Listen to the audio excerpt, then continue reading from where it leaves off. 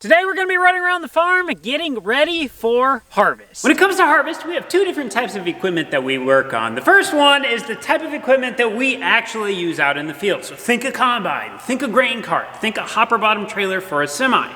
The second type of equipment that we use are things that we use during the summer to raise the crops. So things like our sprayers, things like our fertilizer trailer, AKA things that need to be winterized before we can start getting stuff like this ready. So first things first, we have the old sprayer and we have the...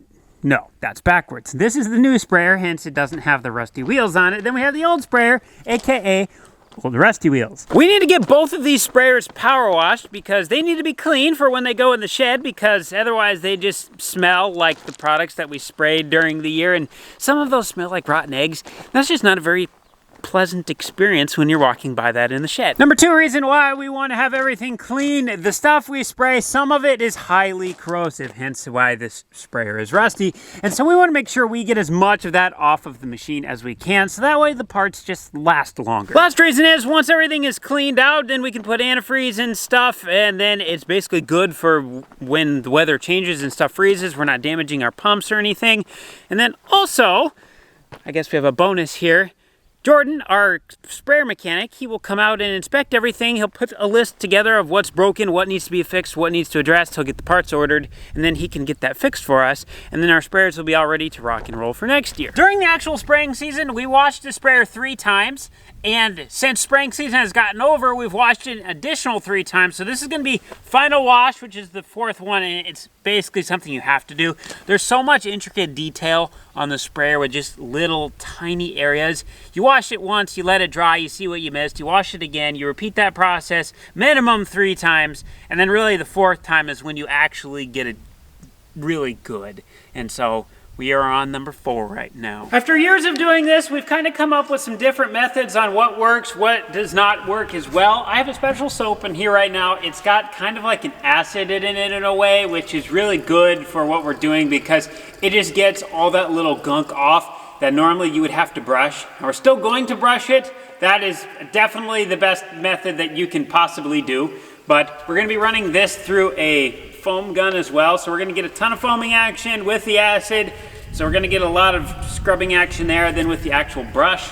And then I'm just gonna attach it up here on this. Then I have a quick release and I can put just a regular tip in this. And then I don't have to get the big wand out every time because a lot of tight little areas on the sprayer, and we've already got the most of the big stuff off, which is where the wand is nice for, because you can usually hide around a corner. We're here, I don't need to do that as much. We're more just concerned about making sure soap gets good action, brush gets good action, and then we get it off. And then to kind of put the cherry on the top, we have our shop plumbed with 130-degree water over to our power washer. So between the hot water action and everything else we're doing, it does a really nice job all the way around.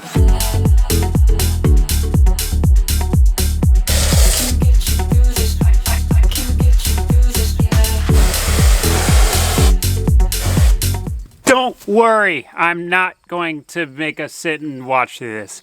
I'll be back in about 10 hours. Hi, my name is Cole from 4 Days in the Future. The good news is we got the sprayers done, and by done, I mean these guys are absolutely spotless. And I know, you can't wash off rust. In order to get a sprayer cleaned, it takes 4 steps. Step number 1, you gotta blast every single square inch, every angle, all over the entire machine, upside down, from the top, the side, everything splattering back at you.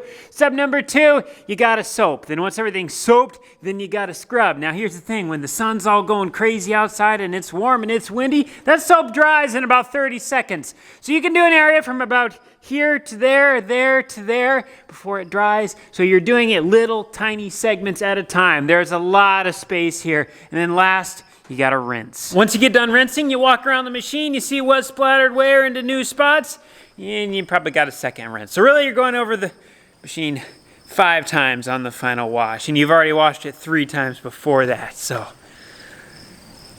we'll just say, I'm glad to be done washing the sprayers. The best part is now we can climb the ladder and not get sticky hands, and I even went up inside the cabs and I got everything all cleaned out, which it's probably a little dark in here. Hey, look at that, clean floor. Kind of. Thank you for listening to my therapy session on what it's like to clean the sprayers. They are all ready for Jordan. I texted him. He is going to be coming out to inspect them, and he'll get those winterized for us as well. We'll put together a list. We'll get the parts that we need. He'll probably help us fix a lot of it because there's stuff we don't know how to do. I do know in old rusty wheels, these back legs on the inside of them, there's a bushing in there and they're getting a little bit wore. When we were putting the new wheels on, we felt a little bit of slop in there. So the back ones for sure on this sprayer are gonna need to be replaced. No idea about the new one. Hopefully Jordan doesn't find too much. Usually the sprayers are fairly low maintenance. It's just usually like hoses and maybe a fitting. The electronics, for whatever reason, like the blinkers are always broken on them. I don't know why. Really? Hi. No, it's a way to celebrate getting the sprayers done. It's a celebratory moment getting those things knocked out. Dad and I are gonna go eat some free steak sandwiches at Champion Seeds Field Day. Okay, Dad, would you like to explain what a field day is for a seed company? That is the day that we are here to eat free food and stuff, but the plot is what they're trying to show of their product, how the ears are growing and how the corn's growing. Yes. So next year we are going to be planting more Champion seed, and they have the hybrids and the varieties that we are going to be planting next year in this plot. So we're going to walk through them this year. We're going to see the characteristics that we like. We're going to see the characteristics that we don't like. And then we can take the sheet that Brandon gave us that he recommends. We can especially look at those, and then maybe there's some that look even better than the one he's recommending. And then we might be able to figure out some new hybrids and varieties that we're going to plant. But it is fun. These plot days are how we learn, and because they have like 40 different types of corn here, 40 different hybrids, 40 different varieties of soybeans. Maybe not that many. There's a bunch. And you get to see them all side by side too. Yeah. And then we get to see my brother-in-law too. Tony is actually cooking. Yeah. So Uncle Tony. Yeah. He's a good cook. So I guess we wander out. Yep. See what everybody's doing out there. Okay, so here's the start of the plot. Each one of these signs is a different variety of soybeans. So I think it's 4 rows of each. We gotta be on the lookout for Brandon because he's hiding somewhere around here in his natural habitat. It's just amazing for as dry as it has been. The beans actually, you know, a fat little bean in there. Let's see, 32, 34. We don't have that one. We don't have that one, but we do have this one. Green as a gourd and kind of short in the middle. Interesting. But you know, it's funny how sometimes we've seen it before where you have this really tall bean, you think it's gonna just pork out the bushels, and then you have a field that might be that tall and you get out there and you think, oh, they ain't gonna do nothing. Bring me more wagons, I'm running out of room. So beans are hard. We don't have wagons. When I was younger, we had wagons, and sometimes we had to bring more wagons out because we ran out of room. Sorry, destroying the plot. Oh boy. Oh my goodness, these ones are thick. Look how branchy they are. They are. The big thing with beans, it's not about the height of the plant, because it's the distance between where the plants actually fruit.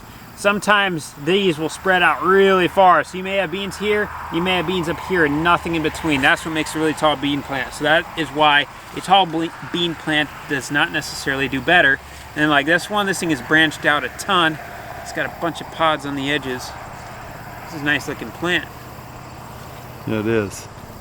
This is what all of our beans look like. And somebody asked me the other day, and you might know, and I know corn, them roots can go down 10, 11 feet.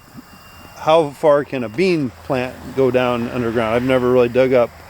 It's a good question. I wouldn't be surprised a couple feet. It's got to. Yeah. I don't, the plants I pulled at home have been a lot of 3 longs, but fair amount of 3s on here too. And what he's talking here is 3, like 1, 2, there's 3 beans in that pod. Now and then you'll run into one with 4, which is nice. You like to see 3 or more on there versus just 2 pods. But even if there's a lot of 2 pods, if there's a lot of bean pods there. 4 pods better than 3 pod, 3 pods better than 2 pod, 2 pods better than a 1 pod, 1 pod's better than no pod. I haven't seen any little orange bugs or anything floating around. These are 3.4 maturity, which is long season for around here. It's probably as long as you'd want to go. It's so hard to tell with beans. You could hold this up, think, oh, I got 100 bushel beans right here, and then you get in here and harvest and 47. Say our pods look thicker to me. Good. What I've seen. Yeah, and you know, we've seen it some years when it's dry, them are just like BBs in there. Yeah. And them are nice. These beans being green yet, if we could get a really nice rain yet, it can help swell up that bean to make a bigger round bean yet. Yeah, these beans are still growing. We're still filling out the tops. They're pretty flat yet, but if you get a nice rain, it'd make a difference. But ones like over here that are already brown, those ones are done. Yeah.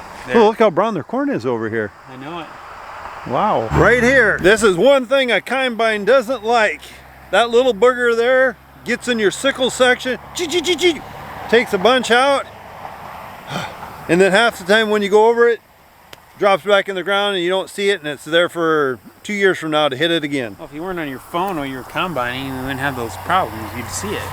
Now this very well could just be the fact that I'm in two completely different parts of the field. Maybe I grabbed a really good spot and a bad spot. This is a 1.9 and this is a, what is that, 3.4. Look at the difference though. Big height difference, and then just the amount of pods. I don't know, is the long season being better? And this is honestly brand new to us, so I really don't know. But it's got me kind of wondering. And we planted more towards this end of the spectrum this year, where last year we planted more towards this end of the spectrum. Quite a height difference there. Yeah. And odd difference. Yeah. Oh, them are almost taller than you. 3.4. Wow, where'd the coal go? Oh, there. And the corn starts with a, I think this is a 98 day, and there are a ton of hybrids over here. I might not be off with 40. 40 corn, 40 bean? Oh, yeah, for numbers? Yes. Yeah, there's quite a few. It's kind of funny looking at the 98 day all the way down. They're dead because these are fully matured and grown, but then as you go down, they just get greener and greener and greener. Kind of shows you the earlier number, how it still, from here, looks pretty impressive. Yeah. Standing good. No tar spot in this one. I've seen that. That surprised me. I didn't see any on the leaves. We got more our way than we do here. But it is also possible that this matured and stuff before it set in. It's true. Because while ours was just starting to set in, this corn basically would have hit black layer, so. That might be it. We'll see what it looks like up this way. That looks like gray leaf spot. Come on, Dad, you're supposed to know that. Nope, it's black. Tar. My absolute favorite thing about field days is when they take the first few and then they chuck them back so everyone driving by just thinks it's a monster. And then you got the little turd. Yeah. No corn smut. Apparently you can eat that. Yeah. Apparently it's good. I don't know. I don't want it. We'll ask Brandon. The way Champion Seed works, first number, add 50 to it. That's the day's maturity. The middle one, I don't really know what the A or B means, but then the last one is the first year that it came into production. So this is 108 day. That's an A. We don't know what that means yet. 2024. Super stack. Either way, we have this hybrid on the farm. This is the one that's on intercrop plot and all the controls besides the intercrop plot. We have this one as well. This is 110 day. We have this one as well, which is 111 day. And we have this one too, which is 112 day. I don't think we have the SS though. I think ours is a VTP2. Okay. Whatever that means. No tar spot. Interesting.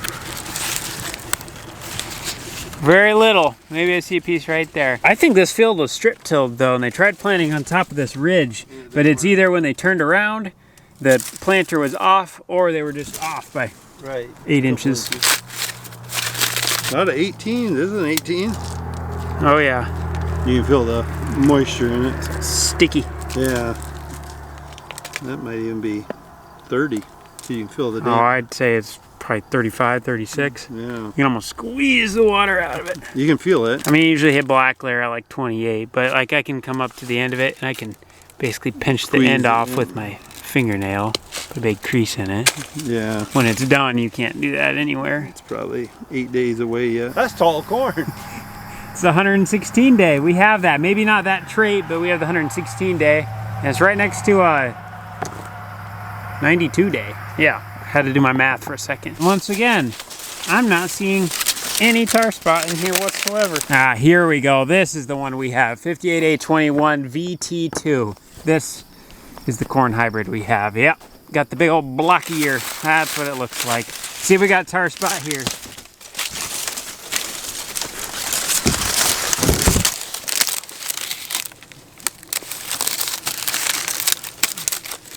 I'm not really seeing any. Just a little bit right there. Tar spot likes a damp environment, so really dewy nights, dewy mornings where it's on for an extended period of time, kind of cool. Just an excellent environment for it to grow in. They must not have had that here where we did, even though we're an hour from home. Nice thing is it just looks like there could be a heck of a crop yet. And we have this one, 62B21 Tricepta. This is Brandon's favorite hybrid. Hey, there he is. Why do you look so much tanner today? I've been basically in the sun since the last time you've seen me, so. You don't have your microphone on like you did last year. You look like a telemarketer. Telemarketer headset? I just practiced yelling in my vocal exercises here this last week, so we should be good. Well, how is it looking? Why do you not have any tar spot here? Well, so we sprayed fungicide the Friday after the 4th of July, so pretty early. Pretty is this early. tasseled then? Pretty much all the plot was tasseled except for some of the real full season stuff. They maybe had one leaf to go. So we did spray on the early side. I haven't seen tremendous tar spot pressure local around this area. We get a little bit further east, north of me. I'm gonna interrupt for a second. Do you have a soil test of this particular plot? Like the whole farm? We have a fertility soil test. We don't have like a disease soil test that would tell us. Correct. Could I look at that? Yeah. Yep.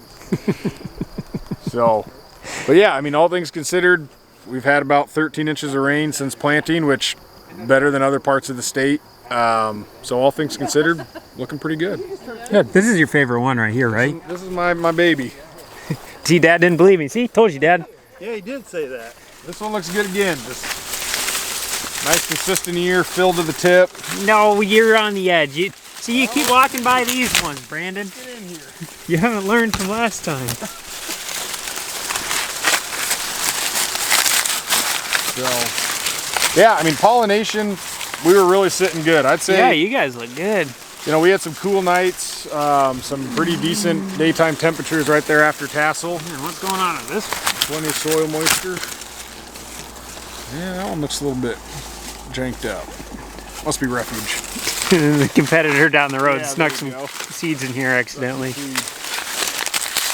But yeah, I mean, leaves are clean, plants are healthy. Just Do you guys post your yield results for your plots? yeah. So on our website, we have our yields results page.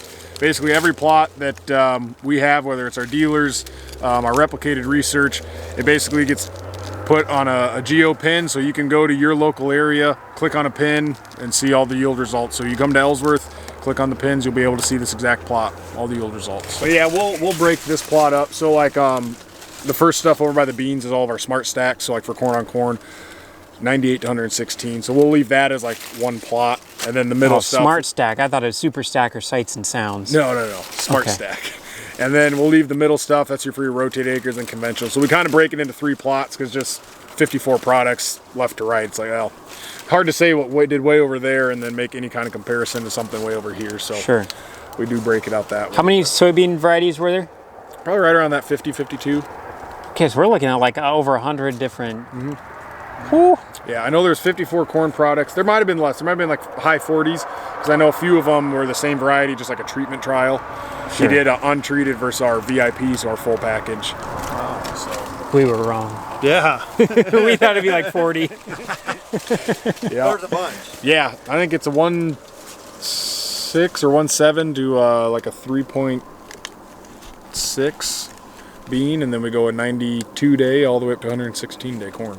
You don't have your nursing shoes on today. No. I gotta look the part today. Well, I have my crop scouting ones. That's been a couple years since I've had my nurse shoes on. Oh, really? And they were comfortable. They were running shoes. Nursing shoes. They had good arch support. Oh. That 92 day corn down there, we walked in that, and that actually looked pretty good. Yeah, what is your yield guess on What do I get if I win the yield guessing contest on that? it? The big blue cooler that's down there. The year I actually pulled, doing the counting, it was 18 by whatever, and I was using 34 for, I didn't measure, but I was coming out on that one 254. Okay. I mean, the year that I pulled. Yeah. What's your guess? Well, I combined it today, so I Oh, wait, there's one done? yeah. Oh, I was looking at the number beside it. I didn't notice. Well, how are we supposed to guess if we can't look at the field? Well, I only combined the back half. Oh. Well, then I might have been in the right number. I thought it was a 92-day corn. Well, that's not fair because you can put your entry in because you know what it's done, so you're gonna win. Well, I'm pretty sure if they pull my name out of there and my entry's correct. So this one right here. So this is a 92-day hybrid planted May 10th, harvest on September 8th. Is that today? I don't know. On September 7th. And it's basically a 400-foot plot. We combined the back half, left the front half for people to walk, give their best yield estimate. Closest without going over, we're giving away a Blue Champion seed cooler. So I'm at 254, 254. What am I supposed to be pinching here? You got some strong fingers. Yeah. Oh yeah, those babies are hollow. Yeah. I'm afraid we didn't get enough moisture to move all the nutrients up into the plant, and so these hybrids are gonna, to finish out filling that ear, they're gonna mobilize those nutrients from the stock, and so as we get dried down here, I think stock quality could be an issue this fall. Plot, I'm guessing. Smaller kernels, dry. 183.4. I'm at 161. What's your guess? Well, I combined it, so I'll abstain. You the one doing all the cooking? Yeah, not really. No. Not now. Not now. It's over. It's over now. This is my brother-in-law, Tony. He's a professional cook. I'm your son. Huh? Yeah, yeah. You better get in there and eat. We are. We got looking. Got our famous steak sandwiches, minus the bun. I think all the little run around stuff should be done for the next foreseeable future. We have one more, I guess. We need to go get something that I bought. I'll be back in an hour and 41 minutes. And we're here. Hey, he's got the same skid loader we do. So, I bought a plow. I laugh because the moldboard plow has not really been used in corn and soybean production since like the 1980s. It used to be what everybody used, but not since. And here we are. A no-till operation that just bought a moldboard plow.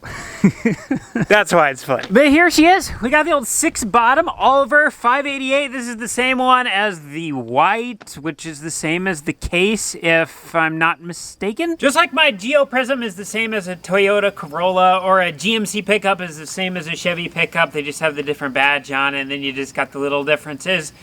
Oliver plow, white plow, same thing. This guy is a one-owner item. It's been used for less than 1,000 acres. He said it's basically been inside the entire time. Like, look at how good of condition the stickers are. They're not even sun faded. Normally these things were gone 30 years ago. This one is a 3-point hookup, and I think this is an 18-inch bottom. So from right there to over there is 18 inches. I'm not really sure if this is non-land or in furrow. It doesn't really matter to me. So basically, does the tractor drive in a little groove, or does it drive on the flat part beside the groove that's not disturbed? I'm kind of learning this stuff as I go. There's a whole community of plowers out there, and they care about this terminology. So I'm trying to step into that community now. This one is not an auto reset though. So we don't have the springs up top. So if we hit a rock, these will flip back, they trip, so that way you don't bend stuff. Like this one here, it's reset. So we need to set it down on the ground and then back up with the tractor to pop that back into place. But the auto reset ones have a big spring up top. So if you hit something, then that big spring pushes against it and it flips it back for you. This one's not auto reset, which is not the end of the world because we don't really have that many rocks. But that is the new purchase. Man, if I didn't know any better, I would say it's gonna rain here in a little bit. So, what in the world are we doing with the plow? There's a gentleman named Marion Calmer. He's a farmer from Illinois, and he basically has done some research on his farm showing that he has what's called nutrient stratification, which basically all the nutrients are on top of the soil versus actually being down in the soil where the roots can actually utilize them. And so he moldboard plowed a field and he flipped it upside down so that way the nutrients were now buried underground instead of being on top. And he saw a 9 bushel difference on the soybeans, and this year he's doing a test on the corn. So my thought is, we've been disking for the last 40 years, basically 3-4 inches deep, and then we've no-tilled since, and so all of our nutrients have got to be on top. We have a really hard layer underneath. When I stick my soil penetrometer into the soil, I hit 300 pounds. When I'm like an inch, inch and a half down in spots. So we need to do something to fix that. So I'm gonna test this on some of our non-highly erodible ground. We can't run this everywhere because otherwise the soil will disappear into the Mississippi River, which is what we don't want. But on our flatter fields where we don't have to worry about that water erosion, we're gonna give it a try. We're gonna start by just dipping a finger into the water by taking the 80 acres that's right behind the house where the intercrop plot is, and this is what is going to get our plow trial this year. And what I'm gonna do with the 80 acres, we're gonna split it right in the middle. Half of it is going to get a fertility treatment with what we think is the best fertility practices that we need to get addressed. And then the other half we're gonna leave as a control, but the whole thing is going to get plowed, so that way we know if the fertility we applied is actually what's making the difference versus just being plowed. Do I know if this is gonna work? I absolutely have no idea. I bought the plow for $1,000. We're gonna have some time invested into a little bit of diesel fuel and hopefully nothing breaks. But the biggest thing is, I wanna know what this is going to do, because this could be a game changer from how we correct fertility on our farm from here on out. And we don't know unless we try. If you're not familiar with the plow, the ground comes into it like this and it hits it and it literally just ramps itself right over and it turns itself upside down. We can go like 10, 12 inches deep maybe. So we're gonna try to do it as deep as we can, get stuff buried as deep as possible, and we're gonna see how it goes. We actually have kind of a cool history with Oliver. Grandpa bought this tractor in the late 1960s. It was the first tractor he bought new, and he bought it with a 7-bottom Oliver plow with it as a package deal. Grandpa said he could buy this Oliver tractor and the Oliver plow together for cheaper than what the John Deere tractor alone was, so that's what made him end up wanting to go with the Oliver. But this 140 horsepower tractor pulled a 7-bottom plow for years. It's what Dad learned how to plow on. And one of the shares ended up breaking, so then they made it into a 6-bottom plow. So if this tractor could pull a 6-bottom just fine, I'm thinking that our John Deere 4840, which is about 40 to 50 horsepower more than this, should be a-okay. Yeah, that storm is coming in kind of quick. It smells like rain. You want to see my new plow? Oh, you got it on? Setting a plow is an art. My dad, and I'm sure your dad was the same way, setting them, and I honestly, I don't ever remember. I've never set a plow, but my dad could set them. This one even has cover boards on it. Yeah, these cover boards are on to cover more trash. If you don't want to cover as much trash, you take those off. I've been watching YouTube videos on how to set a plow, so I'm pretty much So what is your thought certified now. So I've been having a jolly good time washing both the sprayers. I also got the sprayer trailer done at the same time. We already got that pump winterized. We need to get that one, the one on the other side of the mix mate, everything in the mix mate. So we need to get all the water drained out of everything.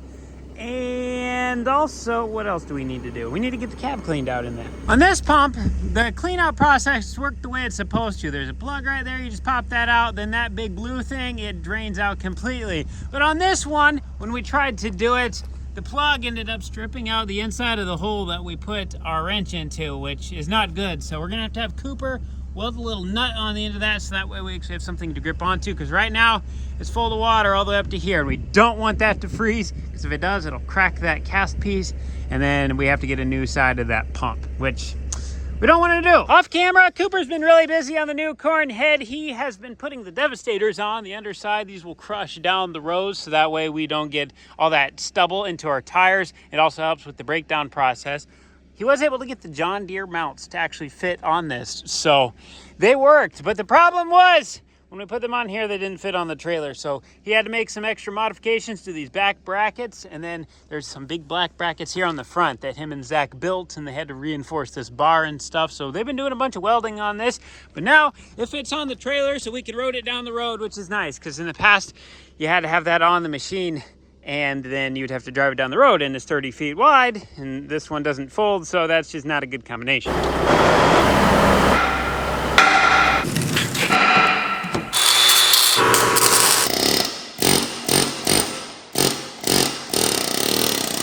That pump was new last year, and we tried pulling it off last year, and that's when it stripped. So we ended up putting antifreeze in the top to prevent it from freezing. But now that we'd like to do it right, that one is rusted and it's probably got paint around the threads. So on this new one, we were able to get this one off. So everything looks nice in there. But I'm gonna put a little bit of this anti-seize on it when we put it back together. So that way, hopefully, we prevent this one from ever sticking in here. And once we get that one out, we'll do the same thing. Yes, let's see how much crap is in here. I'm guessing it's gonna be a fair bit of just gunk. It's black so far. Ugh.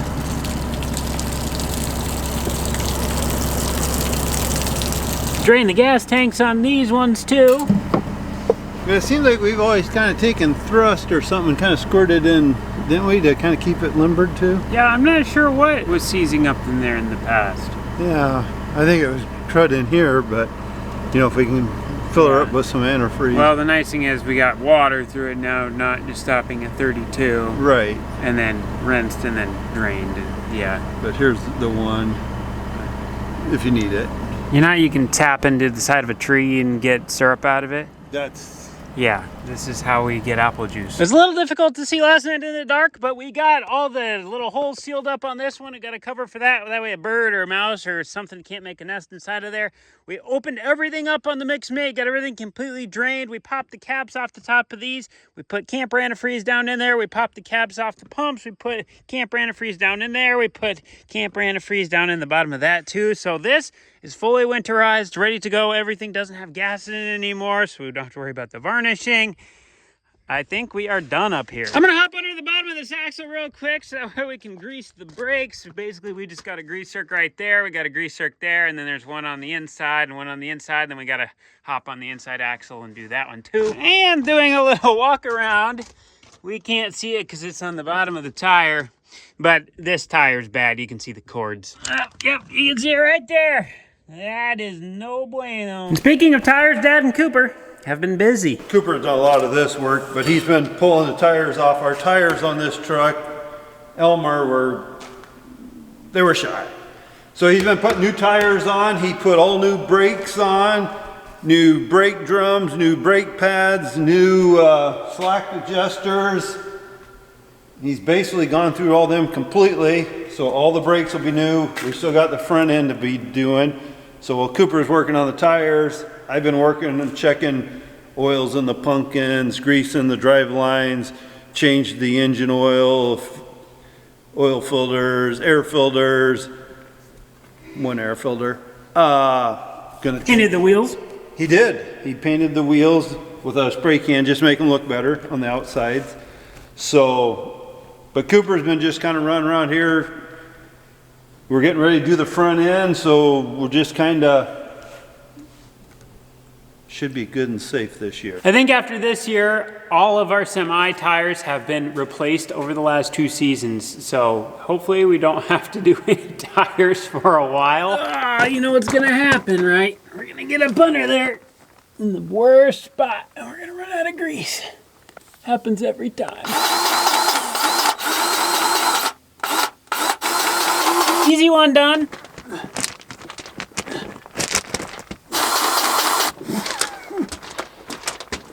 Done. Ow, my fingers are all greasy. Buen trabajo. This semi-trailer is done.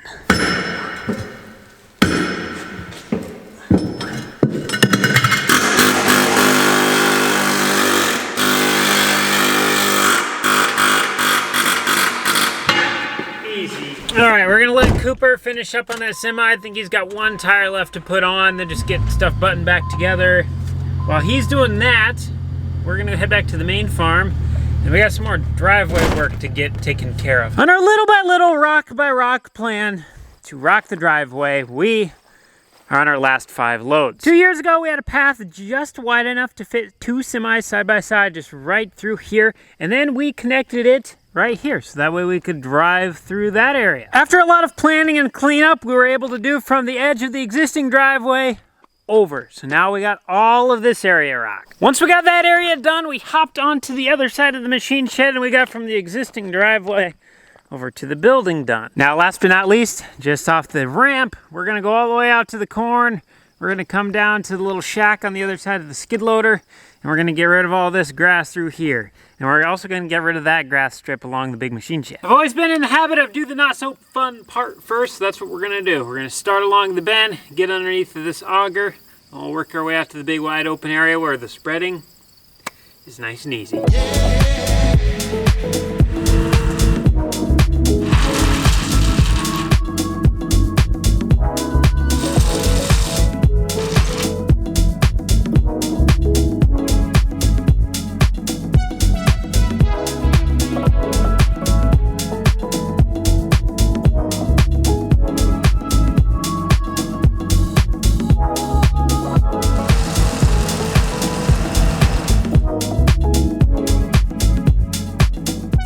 We're an hour in and we're making pretty good progress. The lay of the ground here is kind of goofy. It's a bit of a bowl right here, and then there's a high spot here, and then a little bit of a low spot there. So we're trying to do as much correcting with the rock as we can. We're definitely gonna have to let stuff pack down. This is gonna have heavy semi-traffic through here, so we're gonna get a lot of packing. I have no doubt that it's gonna happen, but it's just kind of weird laying the rock down right now. Like, I don't know how well the camera picks it up, but that's a high spot, and then there's kind of a low spot right here. We're just gonna do the best we can, because that's all we can do, and it's rock, so we can always fix it. How many loads do we got left? 1, 2, 3, 4. Just a little over 4. We're probably gonna end up using about half a load over here. I got a little bit underneath the stairs. Let's just call that quarter a load. So, okay, we're at 3/4 of a load. Then over here, underneath this auger, we'll call that another quarter load. So there's 1 load. Now we have 3 loads left basically to go from this old shack over to the corn. I might have to get some more rock. And I also need to figure out what we're gonna do with this little building, or more or less where we're going to put it. This is our old dryer shack. The new dryer shack is over there. Back in our old bin site, we didn't have any place to go to get out of the wind, get out of all the dust in the air, so we put a little plug-in radiator inside of there, and then we had our moisture tester in there, and this is actually an old sliding door that Cooper turned sideways. Cooper and Presley made this, and so I mean, it's got electricity and everything in it. When you plug it in, it needs cleaned out, and ooh, it's warm in there. I just don't know where we're gonna put it. When we have an auger out of this filling soybeans into the semi, usually you got wind whipping through here pretty good, so it would be nice to put it over here, so that way we could still see into the semi, but we'd be able to get out of the wind, and we'd also be able to be close to the controls to shut everything off and to close the gates. The only problem is if we pull that over here, then we're kind of going to be on the edge of the driveway, and I don't want to put something on the edge of the driveway that could get clipped by a semi or a trailer. I could put it over there against the building, but then you're kind of far away from everything if you need to shut the auger off quick or something. I don't want to go directly in front of the door, because then if someone's in the bin with the sweep on or something, and then you need to tell the trucker to move forward, they can't see you because there'd be a building in the way. It's not really the most convenient where it's at right now, because when you have the auger here, you either have to climb under, which is not safe, and we never do that, or you have to walk all the way around the auger to get over there, and then same thing, then you got to step across the running auger to shut the controls off, which we don't want to do. Well, now that I think about it, it's not that hard to go right through here, just like this. No, this is the 21st century. We're too soft for that kind of stuff nowadays. We can't be having to put in that much physical effort. We're gonna have to think about this.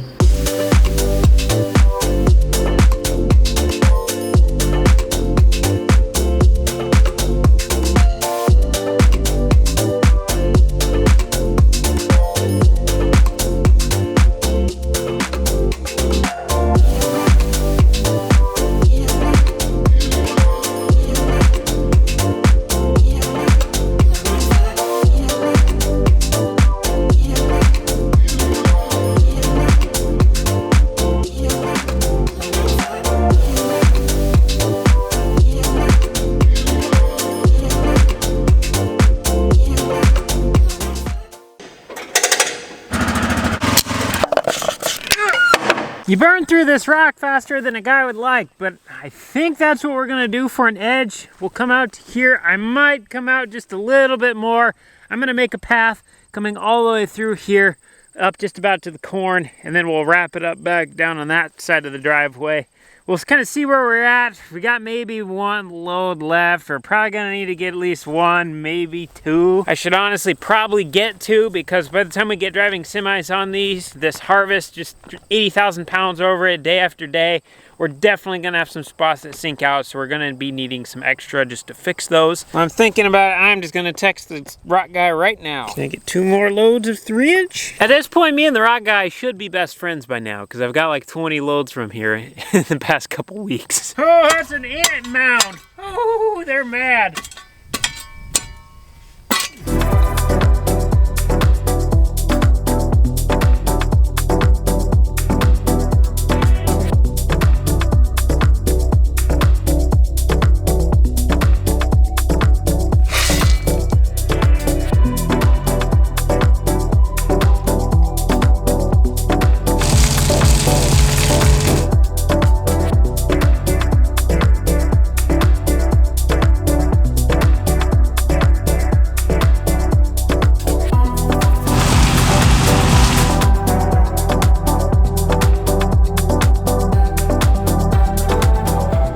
Take a moment to admire.